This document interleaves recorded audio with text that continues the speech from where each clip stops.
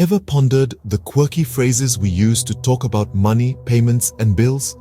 Today, we're diving into the world of phrasal verbs related to these topics.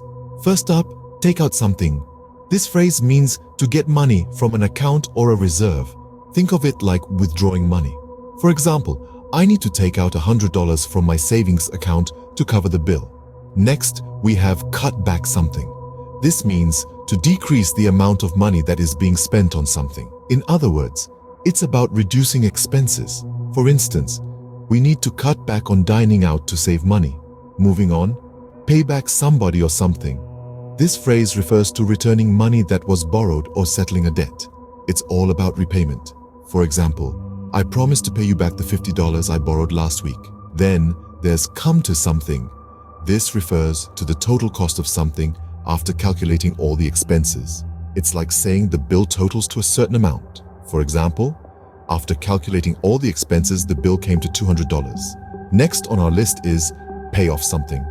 This phrase means to completely repay a debt or to achieve a successful outcome, often after a period of effort.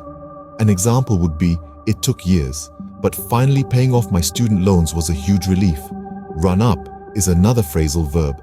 This one refers to accumulating, especially a debt or expenses. For example, I ran up a huge credit card bill during my vacation.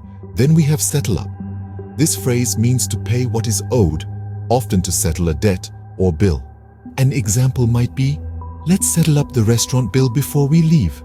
Save up is a phrase that means to accumulate money by saving over time for a specific purpose. For instance, I need to save up for a down payment on a house.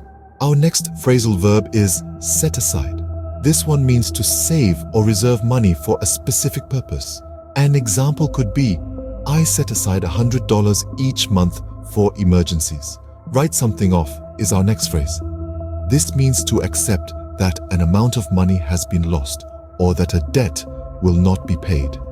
It can also mean to remove from accounts as a loss. For example, the trip cost us $3,000, but we guess we'll have to write that off.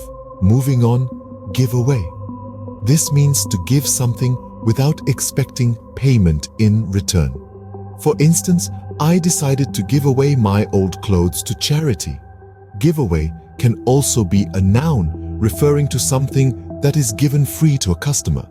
For example, you might want to consider other forms of giveaways if your products are unsuitable to offer as samples or gifts.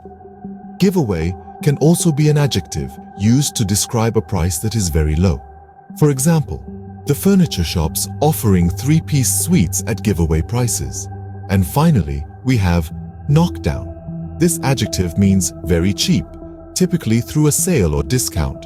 For instance, I bought this shirt at a knockdown price during the clearance sale. So there you have it, a slew of phrasal verbs related to money, payments, and bills.